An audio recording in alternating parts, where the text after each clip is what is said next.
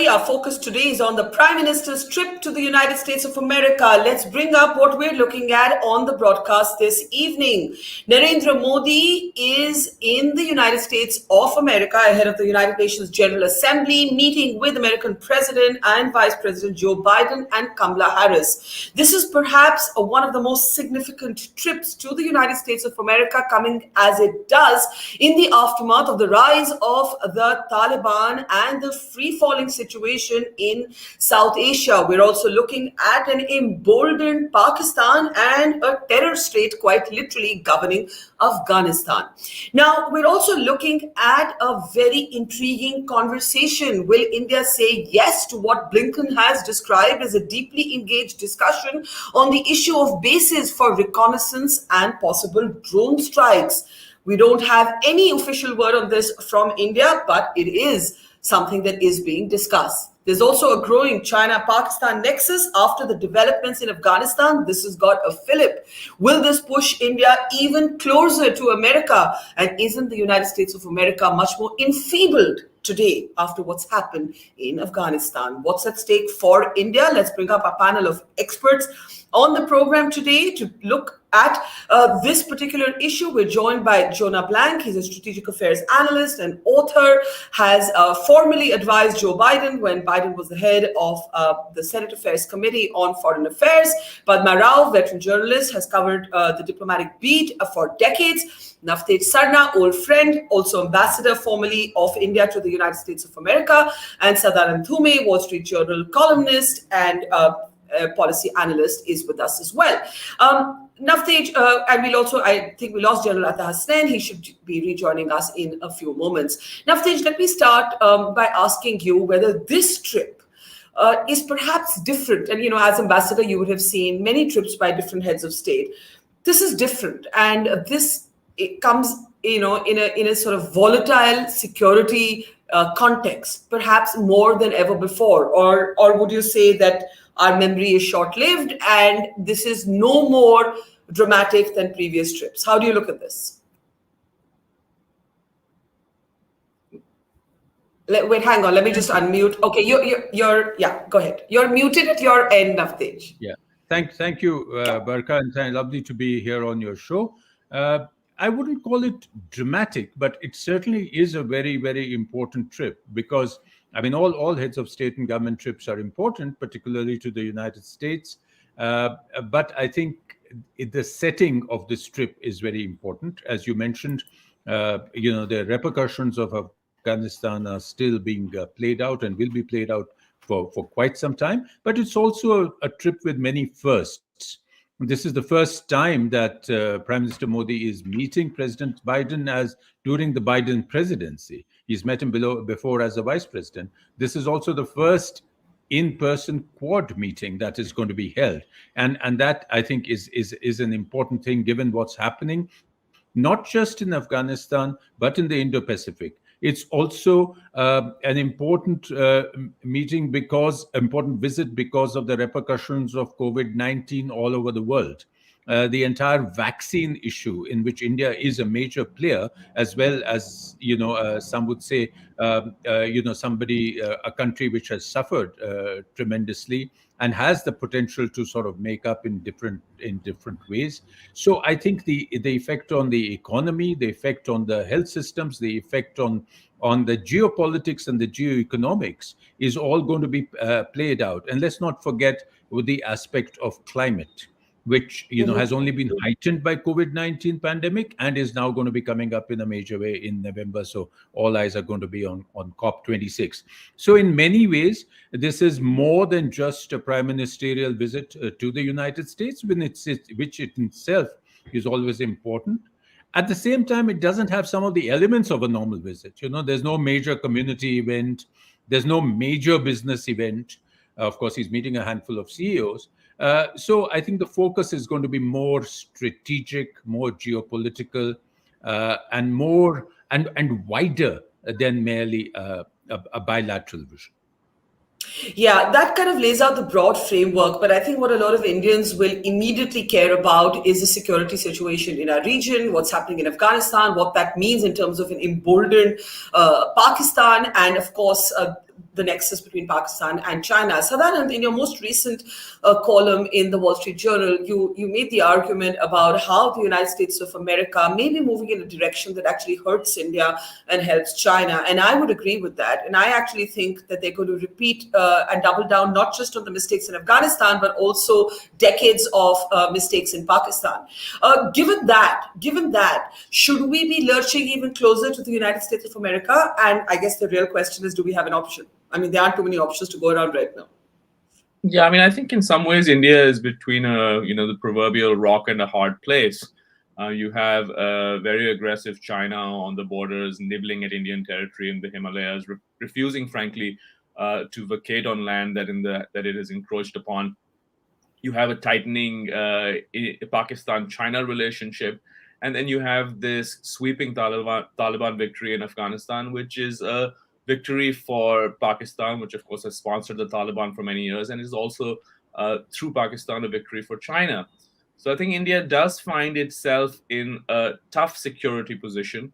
I can understand the logic of continuing to deepen strategic relations with the US, because when you see these kinds of threats, you see the Chinese unwilling to compromise. Basically, India does not have too many options. But I do think that one of the emphasis on, from the Biden administration's perspective, they have looked at the withdrawal from Afghanistan in terms of strengthening the US, because it allows the US to focus more on China.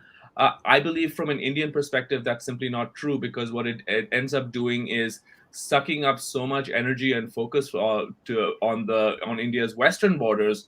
It actually leaves India less able to engage on some of these naval and Indo-Pacific issues. So I think that's the that's the dilemma, and I certainly think that the U.S. withdrawal from Afghanistan has hurt India and indirectly hurt the Quad. Yeah, I would agree with that. Jonah, we've spoken about this before. I think you share the assessment that the US might fall back on Pakistan to play the role of interlocutor with the Taliban, which, by the way, is India's nightmare situation come true. What is in this relationship between, for India, if it moves closer, if we move closer to the United States of America? What's in it for us? Well, the U.S. has a lot that India wants, both in the area of intelligence, of technology, simply as being the largest and most powerful country in the world in military terms. And that can only help in terms of balancing China. India is quite right to realize that the United States has some interests that are aligned with India, but some that are not.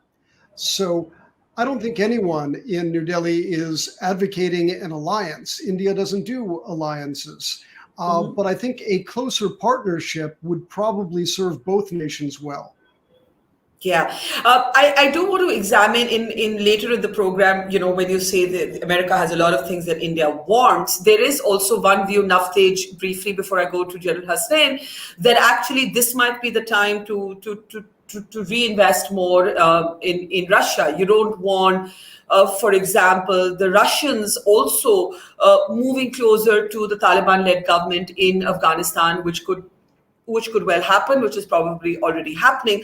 I remember when you were ambassador, one of the things that you used to emphasize is that India was not an ally of the United States of America. Are we being nudged in that direction? I mean, when I listen to Blinken talk about, the use of possible bases out of India, I wonder and I worry.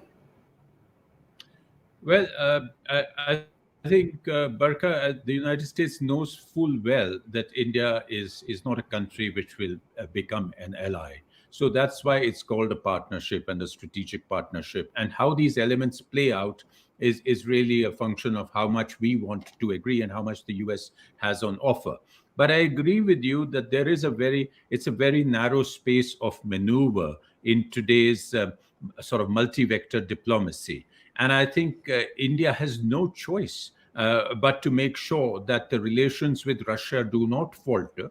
No matter how close we come to the relationship with the United States, we have to maintain relations with Russia. And, at the moment, we may be at loggerheads with China, but the fact that China, we also have to measure how much we want to be aligned with the United States against China, and in what terms. And when we discuss the Quad, perhaps that is something which we can do. So I think India is well prepared for whatever we call it strategic autonomy nowadays. But it essentially means that we have to make ourselves extremely important to each of these countries so that they don't mind us talking to the other persons. And I think that is somewhere in India's well-established image. I don't think there's anybody in Washington, D.C.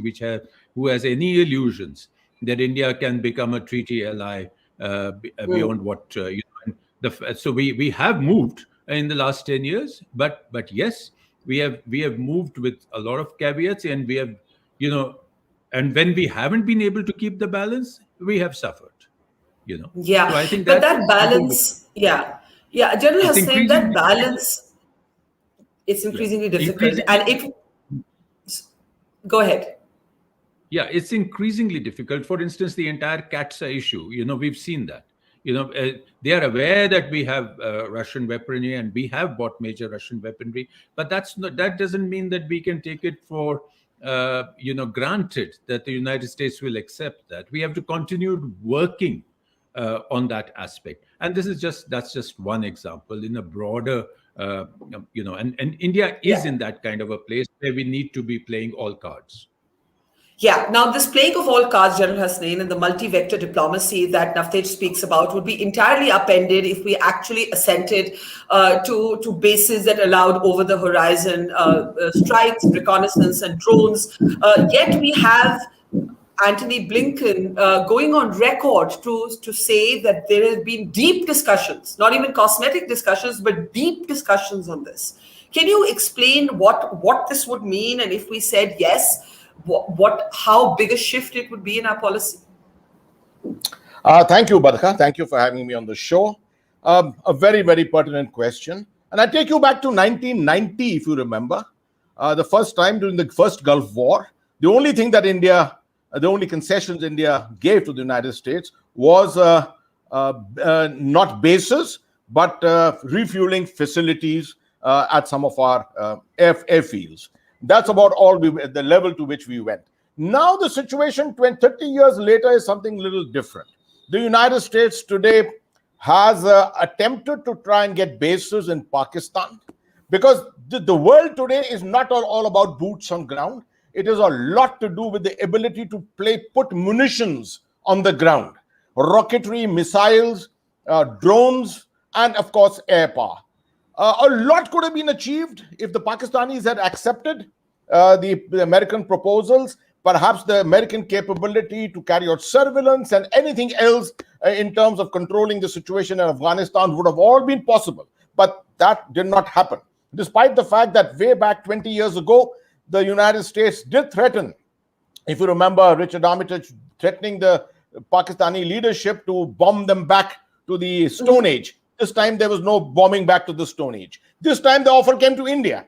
Over the horizon primarily means, this is actually meaning no borders, that you don't require borders. You can have 3 countries between you. You can have a huge strategic space between you. You just have to have a base where you can have your basic logistics, where you can place your manpower, your equipment, and from there, within your range capability, be able to deliver munitions onto your objectives. Now, this is what in this particular case, the Americans have the choice of going to the Central Asian republics. But knowing Tajikistan, Turkmenistan, Uzbekistan to be under the shadow of Russia, I don't think that is possible. It is also possible through Iran. There again, the whole problem of the US-Iran relationship, it is never not possible. In the Middle East, the Persian Gulf is already very tense, and I don't think the Americans would want to make use of Middle Eastern soil for this. Then that brings you to India. The other possibility is, of course, placing a carrier group in the North Indian Ocean zone, and from there, but that's a very temporary measure, using that as a availability for... I can see, sorry, I'm interrupting. I can see many reasons that this makes sense for the United States of America. I cannot see one reason why it makes sense for India. Absolutely. You see, if you do a military geographical analysis of it, it all homes down to the Indian mainland, hinterland out here. Okay. The Punjab, Rajasthan, Gujarat area, the ideal area for it, and that's probably why they're focused onto it. Now, Okay. whether India should actually be accepting it is the question. Now, And- our and- policy and- is and- non-alignment. Yeah, sorry. I want to get deeper into that question. You've explained it very nicely, General Hasnain. I can see Sadanand's hand go up for a brief interjection, and then I want to come to Padma, who hasn't spoken yet, and we'll go around the panel. Go ahead, Sadanand. So, Barkha, I think we're getting a little bit ahead of our skis on this basing question. And part of the reason for that is that actually India does not, in practical terms, it may technically on Indian maps have a border with Afghanistan, but in reality it doesn't. And so what you would expect is not, I mean, let's just say hypothetically that there was an American drone base based in India, it would still face the issue of crossing Pakistani airspace. So that's one damper on this. The second damper is that if you really look at what's happening in the US is withdrawing from Afghanistan. It's withdrawn militarily, but it's also sort of withdrawing in terms of its focus. If you look at over the horizon, for example, now in terms of authorizing strikes, strikes have to be authorized at the defense secretary level. So it's not as though we're looking at an America that seeks to be deeply engaged in terms of drone strikes against terrorist groups in that region. I see it more as a sort of face saving, saying that, okay, now we've left, but we're not going to allow these terrorists to get away because we have over the horizon capabilities. I think people who look at this stuff closely basically don't think that that's a credible way to, actively manage conflict with terrorist groups. So Sadanand, even if it's tinkering, even if it's marginal, for India, it would be a huge deal to say yes, I would imagine. I don't think for those reasons, I don't think this is something that is going to that is likely to happen either on the American side or in the Indian side, is my point. Okay, Padma, go ahead. And then I want to come back to Jonah on what the US might be looking for. We've spoken a lot about India's concerns. What would the US be looking for from Jonah? But Padma, everything you've heard so far, what's at stake? The first thing one has to realize is that this is a very different world in which Mr. Modi is meeting President Biden. So the challenges on both sides will be greater, and the demands and expectations placed on India will be greater too. If you see, global alliances have shifted in one sense, and in another they've remained the same. So the United States and Russia, the former Soviet Union, Russia today, are still facing off from two different sides of the fence. And it's China this time, and not the Soviet Union so much, that is at the eye or it's attracting all the attention, but for different reasons. Its economic superpower status and its territorial ambitions. AUKUS, one such new alliance that's China-centric. And in fact, I was watching an Australian debate last night, and analysts there, they may be crying wolf a bit early, but they fear that the Indo-Pacific will definitely see a war, which is most likely to emanate from China, and by China invading Taiwan. Then you have the Quad, of course, though the Quad seems to be struck by a dose of political correctness. It doesn't seem to have defined itself very clearly yet. Maybe that will change, in this meeting. Just a very quick point to the boots on the ground, a question that General Hasnain was raising. Refueling or not, what I think is that bases can and will be couched in terminology. It's all about the terminology. It's about what, and I think that a US military presence of some kind, perhaps not sending drones across the border, of course, but if there is a US military presence, it could act in public opinion as some sort of a comfort factor as far as the 3,500 plus kilometers of LAC, the China border, are concerned, as far as India, public opinion in India is concerned. So I think that there is a difference. There are lots of differences. And one last point, the Mr. Modi, who is meeting President Biden this time, Prime Minister Modi and President Biden, for all Prime Minister Modi's achievements, remember that public opinion of India has taken a beating after the March, the second wave, the disastrous second wave in India, and the government's handling or non-handling of it. And similarly, you have a President Biden whose all opinion polls within the United States as well as worldwide have shown that he's lost out a lot on public opinion as well. So you're going to have these two leaders. So you're going to have these two leaders coming together. So the challenges and the pressures and the demands on both of them are pretty intense at the moment. That's very interesting. Both somewhat weakened compared to their previous avatars. But Jonah, I'm glad that Padma brought up both the Quad and AUKUS, because the argument could be made that the Quad's USP has been undone by this sort of side deal between the Australians and the United States. And if you wanted to bring up prepare public opinion in India for a closer relationship, well, Indians are generally well disposed to the Americans, but bases are a whole different game. Military presence is a whole different game. How do you look at what's happened with the Australians? And do you think that makes the Quad a bit of a non-starter?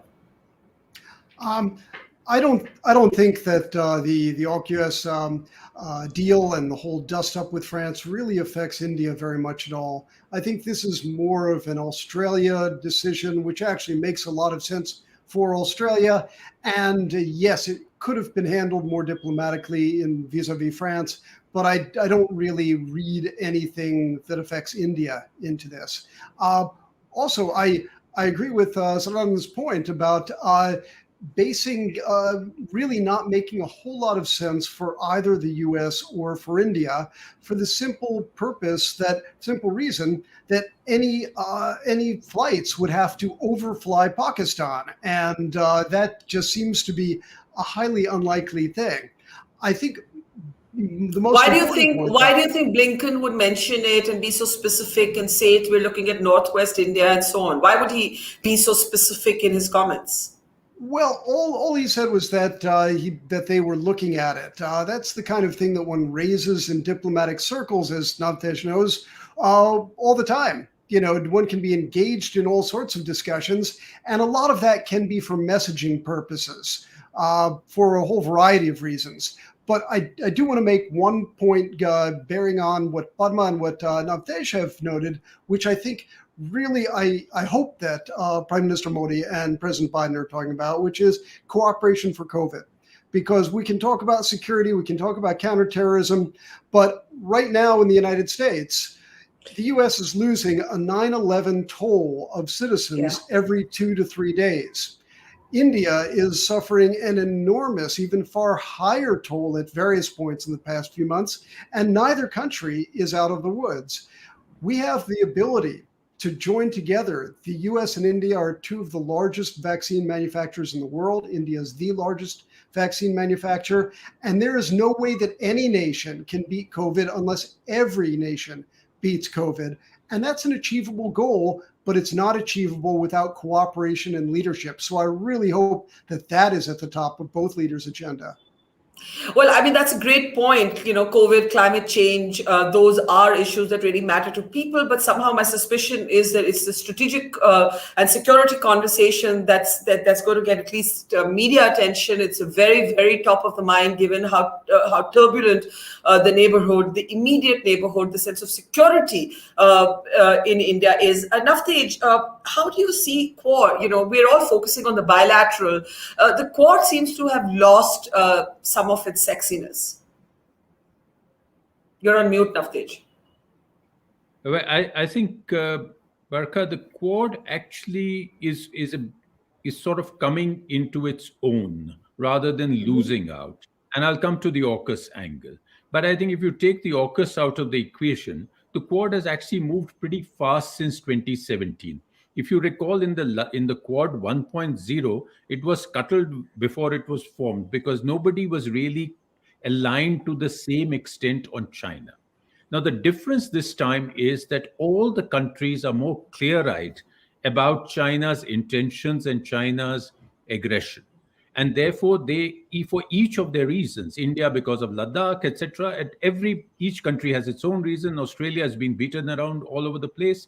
And each of these countries is today less cautious about coming together with others on the Quad.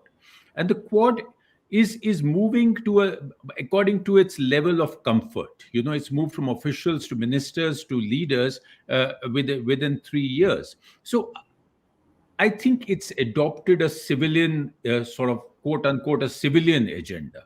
It covers vaccines, it covers emerging technologies, it's covering climate, it'll probably move into infrastructure.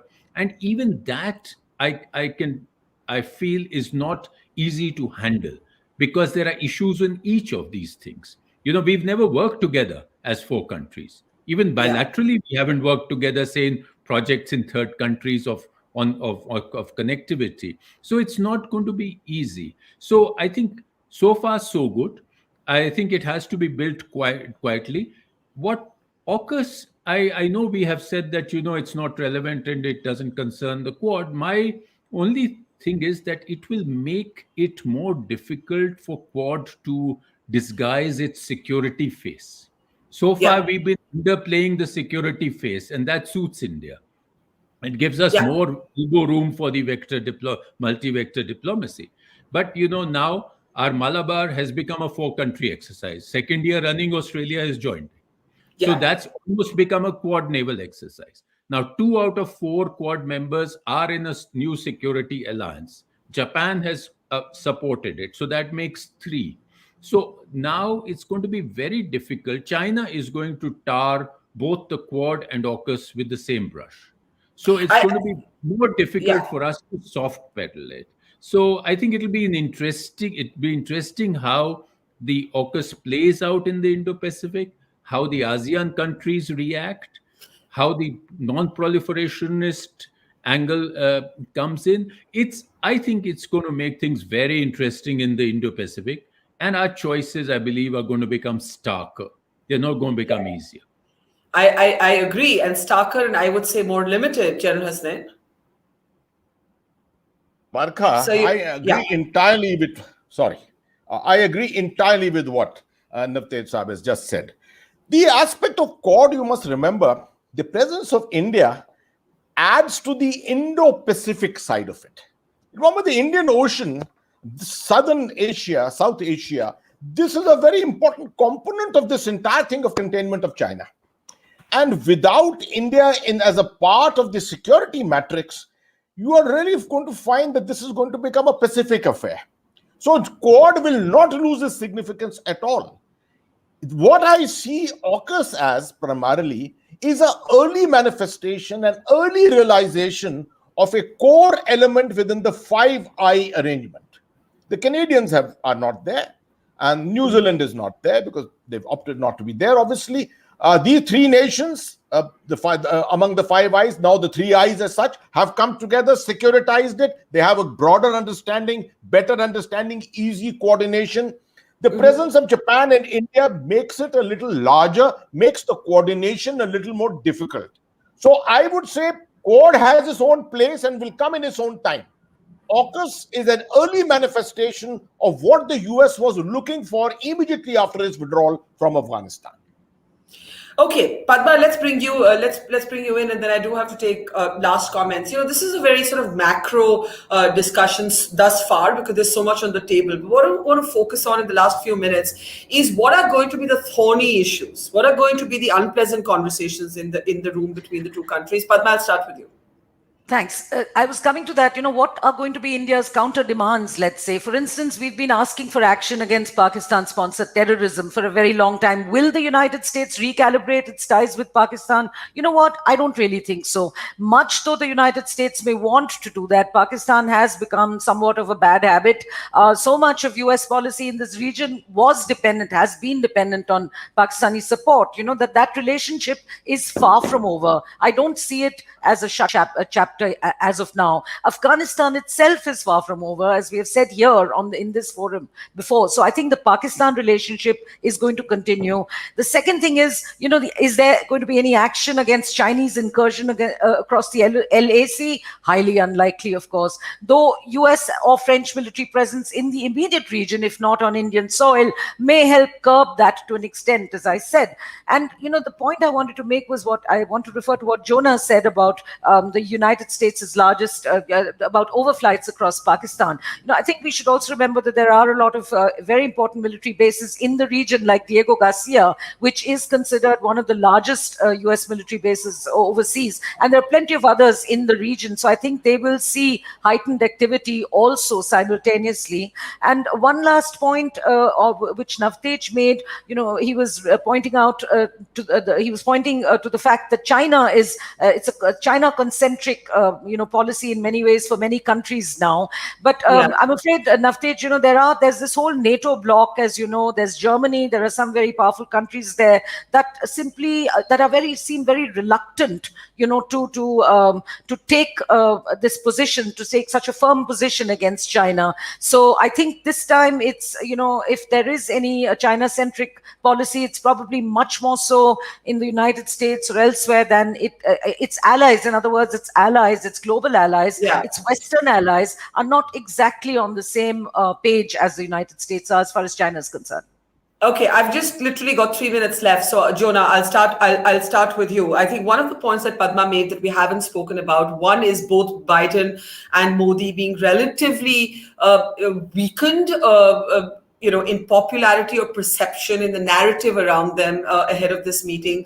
Is that going to matter, or does domestic politics really not shadow this meeting at all?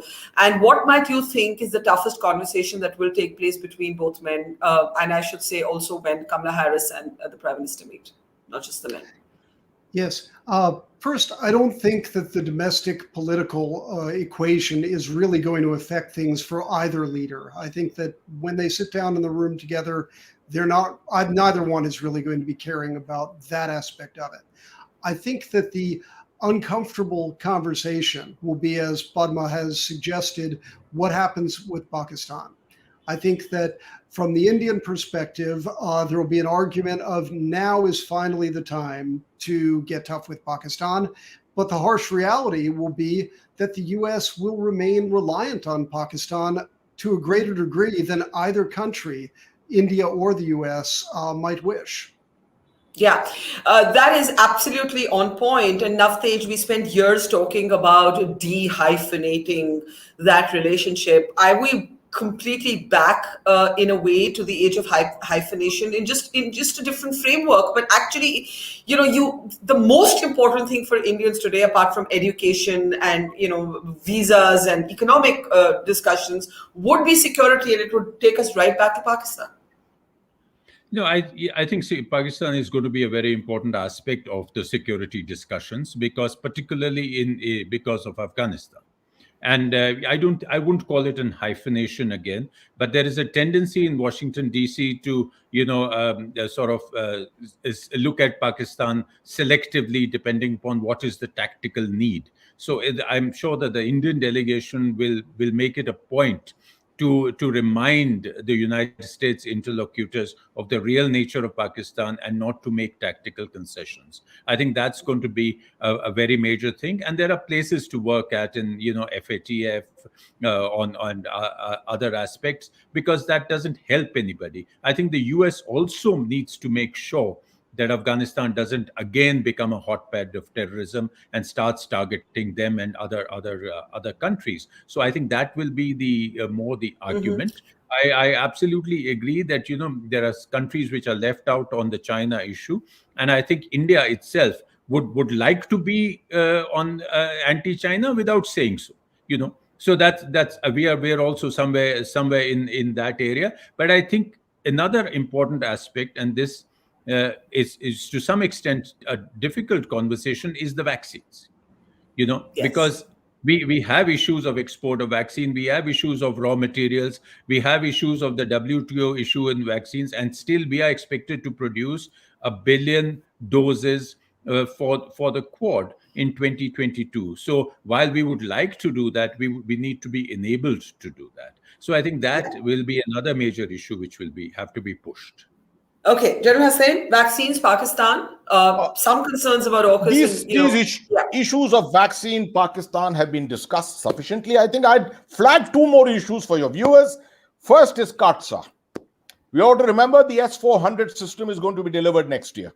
And we are still under threat of this very famous act, countering America's adversaries through Sanctions Act. Now, if we have to be really strategic partners, we can't be seen not to be having the freedom and the autonomy to buy our weapons from where we want. Now, I know it's a $5 billion deal, but here is one area where we need to maintain our strategic autonomy. That's number one. Number two, I think Iran. Because if we have to be seen to be making an access to Central Asia, which is one of our core interests for many, many years, the only way that it can be done is through Chabahar, through or to the east, to the north-south transnational corridor, and on to Central Asia. This is something I think the conversations will come up on this issue. At some stage, the United States has to compromise on its, 40-year-old, very, very emotive relationship which exists with Iran. Is this the time to discuss it? Perhaps, I don't know, but this is some issue which needs to be flagged too. Interesting. Sarna, last word to you. You know, a year ago, we might have said that the Dems, the Democrats, have always flagged more than the Republicans issues around diversity, pluralism, free speech, issues that are at the heart of democracy debates. Do you think, however, a weakened, enfeebled United States of America, a weakened, battered, if you will, Biden, who's been battered by the Afghanistan issue, would put some of those issues on the table that may have at one point with another president come up? So, Barkha, I think the way you started the show is exactly right, because what we're seeing now is that this visit is taking place in the shadow of the withdrawal from Afghanistan. And you have also this great pivot, if you will, taking place in US foreign policy to focus more squarely on China. And from an Indian perspective, I think that the tough conversations have to be about how the US and these new arrangements can take into account India's concerns about security on its western border in order for India to participate in the way the US would like it to participate in maritime issues.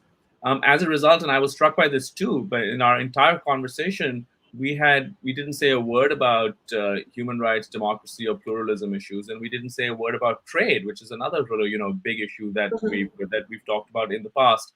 And I don't think these issues go away entirely, but it's certainly true that in this particular visit, and I would say in this sort of in the coming time, they're going to see less of an emphasis on this because the strategic issues have just acquired much more urgency, and those are going to be front and center. And of course, a matter of concern is that almost all of us actually do believe that the United States will fall back. We've all said it, we've written it, we've said, we all cynically believe that the United States will fall back on Pakistan to play interlocutor. And I can't even imagine that that's a very smooth conversation for the Indians and the Americans to have, but it's one that has to be had. We leave it there. We'll have all of you back, I hope, when we have some more coming out of United States of America on those meetings, that very important bilateral. Thank you, Sadanand, Padma, Navtej, Hasnain, and Jonah, and to our audience. See you tomorrow, same time. Thank you. Bye-bye. It's great to see you here. Thank you for watching our work. If you haven't subscribed yet, don't forget to click the bell icon and subscribe to Mojo Story and support independent, robust journalism.